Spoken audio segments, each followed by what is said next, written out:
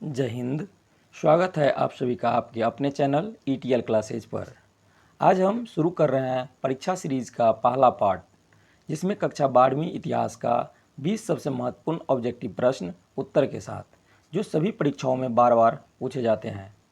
तो अगर आप बिहार बोर्ड या किसी भी राज्य बोर्ड के छात्र हैं या किसी प्रतियोगी परीक्षा का छात्र है, तो यह वीडियो आपके लिए बेहद उपयोगी होने वाला है। वीडियो को अंत तक जरूर देखें और खुद को टेस्ट भी करें जो आप कितना प्रश्न का उत्तर सही दे रहे हैं। तो चलिए बिना समय बर्बाद किए शुरू करते हैं आज का क्लास। क्लास 12th हिस्ट्री, अध्याय 1, ईंट, मनक्के और हड्डियां का टॉप 20 प्रश्न देखते हैं। तो चलिए हम सीधा अपने प्रश्न की ओर बढ़ते हैं। प्रश्न की ओर बढ़ने से पहले मैं आपको बता देना चाहता हूं, मैं जितना भी यहाँ पर व्याख्या करूंगा आप सभी अपने कॉपी में नोट जरूर करिएगा। तो चलिए सीधा अपने प्रश्न पर चलते हैं। पहला प्रश्न, सिंधु सभ्यता का सबसे बड़ा स्थल कौन सा है? Option A Mohenjodaro, option B Harappa, option C Dholavira, option D Rakhigarhi. तो चलिए इसका राइट आंसर राखीगढ़ी हो जाएगा। राखीगढ़ी हड़प्पा का सबसे बड़ा स्थल है क्षेत्रफल के अनुसार। राखीगढ़ी हरियाणा के हिसार जिला में स्थित है। राखीगढ़ी से मानव का कंकाल, मिट्टी के बर्तन, लेखन आदि सामग्री मिले थे।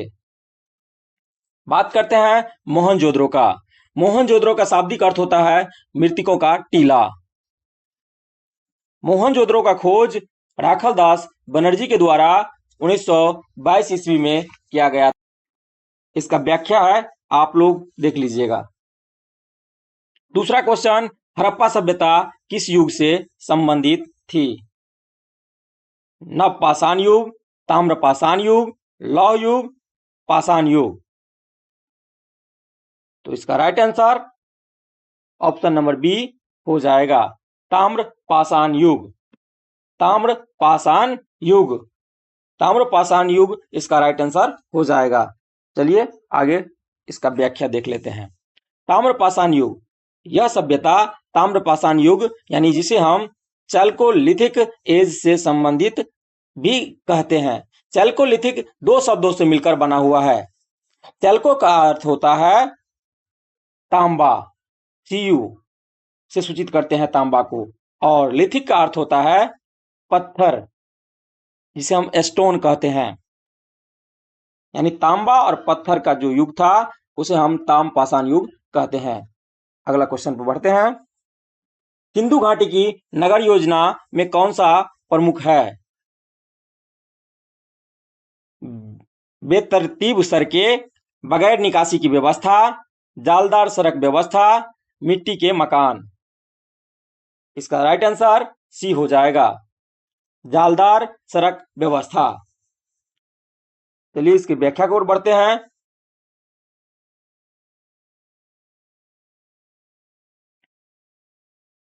इसका व्याख्या है, नगरों को जाल के आकार में योजनाबद्ध ढंग से बसाया गया था।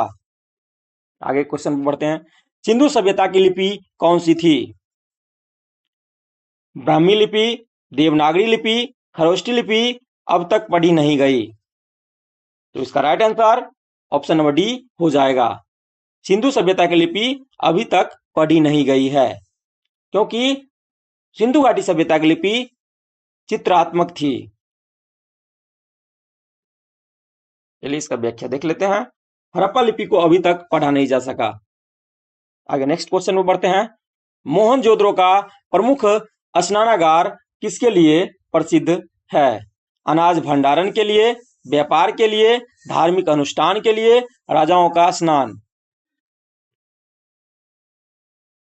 इसका राइट आंसर धार्मिक अनुष्ठान ऑप्शन नंबर सी हो जाएगा। मोहनजोदड़ो का प्रमुख स्नानागार जो था अनुष्ठानों के लिए प्रयोग किया जाता था। चलिए इनका व्याख्या देखते हैं। यह एक बड़ा स्नानागार था, सामान्यतः धार्मिक स्नान के लिए प्रयोग किया जाता था। नेक्स्ट क्वेश्चन पर बढ़ते हैं। हड़प्पा सभ्यता के लोग कपड़े में कौन सा पदार्थ रंगने के लिए उपयोग करते थे? हेमेटाइट, लौह ऑक्साइड, अलीजारीन, इंडिगो। इसका राइट आंसर डी हो जाएगा, इंडिगो। इंडिगो नील से बनाई जाती थी। चलिए इसका व्याख्या देख लेते हैं। रंगाई के लिए नील इंडिगो का प्रयोग किया जाता था। यह कपड़ों को नीला रंग देने वाला पदार्थ था। आगे नेक्स्ट क्वेश्चन में बढ़ते हैं। हड़प्पा सांस्कृतिक शब्द का सर्वप्रथम प्रयोग किसने किया था? RD. Banerjee, Dayaram Sahni, John Marshall, Mortimer wheeler. इसका राइट आंसर जॉन मार्शल हो जाएगा। चलिए इनके व्याख्या की ओर बढ़ते हैं। सर जॉन मार्शल ने सिंधु घाटी सभ्यता के लिए हड़प्पा सांस्कृतिक शब्द का प्रयोग किया था। आगे क्वेश्चन पर बढ़ते हैं। सिंधु सभ्यता में मृतकों को किस प्रकार दफनाया जाता था? जल समाधि द्वारा, आकाश विलेपन द्वारा, अस्थि विसर्जन द्वारा या सावधान द्वारा? इसका राइट आंसर सावधान हो जाएगा, ऑप्शन नंबर डी। चलिए इसके व्याख्या को ओर बढ़ते हैं। शवों को दफनाने की परंपरा थी। कुछ स्थानों पर मृतकों के साथ वस्तुएं भी रखी जाती थी। चलिए आगे अपने क्वेश्चन पर चलते हैं। सिंधु सभ्यता के लोग किस धातु से परिचित नहीं थे? तांबा, कांसा, सोना, लोहा। इसका राइट आंसर डी हो जाएगा, लोहा। सिंधु सभ्यता के लोग लोहा से परिचित नहीं थे। चलिए हम बात करते हैं कांसा का। तो कांसा एक प्रकार का मिश्र धातु है और कांसा दो धातु से मिलकर बना हुआ है, तांबा प्लस टीन। चलिए तो इसका ट्रिक हम बता देते हैं। ताटी याद रखिएगा। ताटी का मतलब, ता से मतलब तांबा, टी का मतलब टीन। चलिए इसका व्याख्या को देखते हैं। लोहा सिंधु सभ्यता के समय ज्ञात नहीं था। यह सभ्यता लौह युग से पहले की थी। आगे क्वेश्चन पर चलते हैं। हड़प्पा सभ्यता के लोग किस पशु के चित्र सबसे अधिक बनाते थे? हाथी का, गैंडा का, एक सींग वाला बैल का जिसे हम यूनिकॉर्न कहते हैं, बकरी का। इसका right answer option number C हो जाएगा, एक सींग वाला बैल यानी यूनिकॉर्न। चलिए इनके व्याख्या को देखते हैं। मुहरों पर एक सींग वाले बैल के चित्र सबसे अधिक पाए जाते थे। चलिए नेक्स्ट क्वेश्चन पर बढ़ते हैं। सिंधु सभ्यता की कौन सी वस्तु व्यापार के प्रमाण देती है? खिलौने, मुहरे, कंघी, पत्थर के औजार। इसका right answer option number B हो जाएगी, मुहरे। चलिए इनके व्याख्या को ओर बढ़ते हैं। मुहरों का उपयोग व्यापारिक वस्तुओं की पहचान और लेन देन के लिए होता था।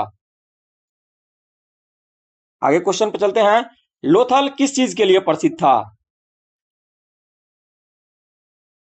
स्नानागार के लिए, अनाज भंडार के लिए, गोदी जिसे डैकयार्ड कहते हैं, या चित्रकला के लिए? इसका राइट आंसर गोदी हो जाएगा, ऑप्शन नंबर सी, गोदी या डैकयार्ड।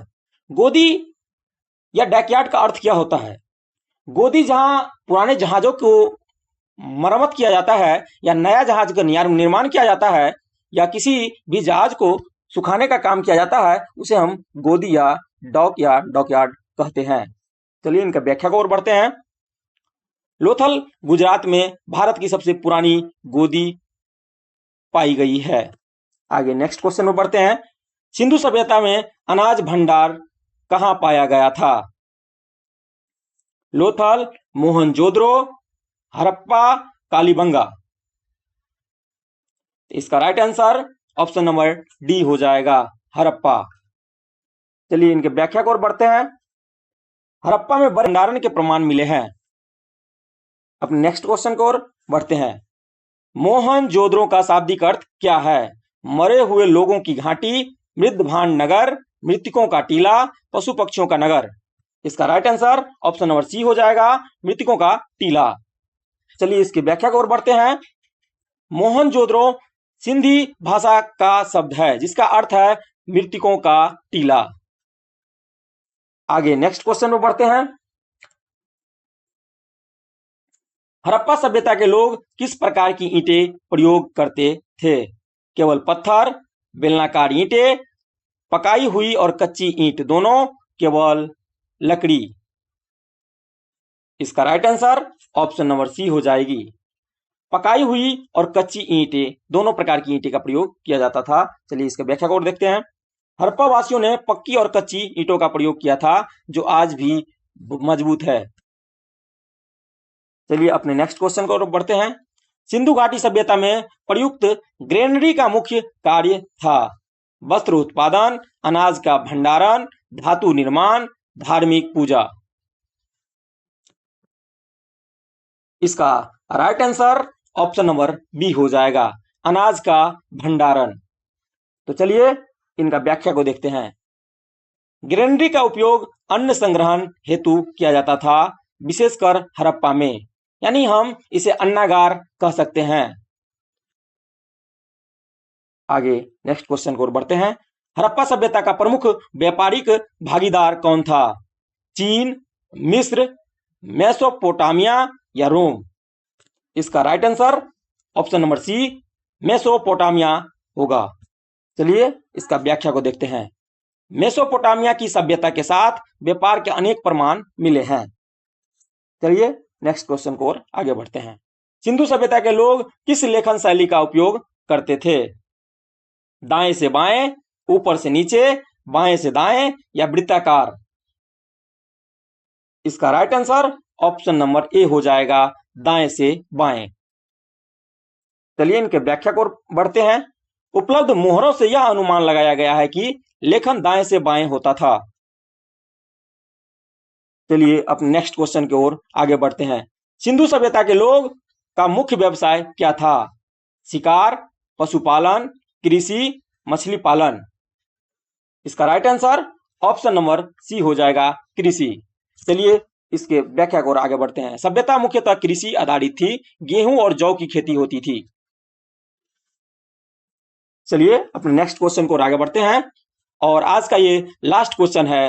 हड़प्पा सभ्यता के लोग किस धातु से परिचित थे? लोहा, सीसा, कांसा, एल्युमिनियम? तो चलिए आगे इस क्वेश्चन का right answer option number C हो जाएगा, कांसा। कांसा तांबा प्लस 3 को मिला करके एक मिश्र धातु बनता था जो बहुत ही मजबूत होता था। तो आज का क्लास को हम यहीं समाप्त करते हैं। तो दोस्तों ये थे कक्षा 12वीं इतिहास के पहले अध्याय के 20 सबसे महत्वपूर्ण प्रश्न और परीक्षा सीरीज का पार्ट 1 वीडियो। अगर आपने इनमें से 15 या उससे ज़्यादा प्रश्न सही किए हैं तो आप अच्छे रास्ते पर हैं। तो हमें कमेंट करके ज़रूर बताइए आपने कितने प्रश्न सही किए। अगली वीडियो में हम लाएंगे परीक्षा सीरीज का पार्ट 2। इसीलिए हमारे चैनल को सब्सक्राइब करें और बेल आइकन दबाइए ताकि सभी वीडियो आप तक सबसे पहले पहुंचे। तो मिलते हैं अगले वीडियो में, तब तक के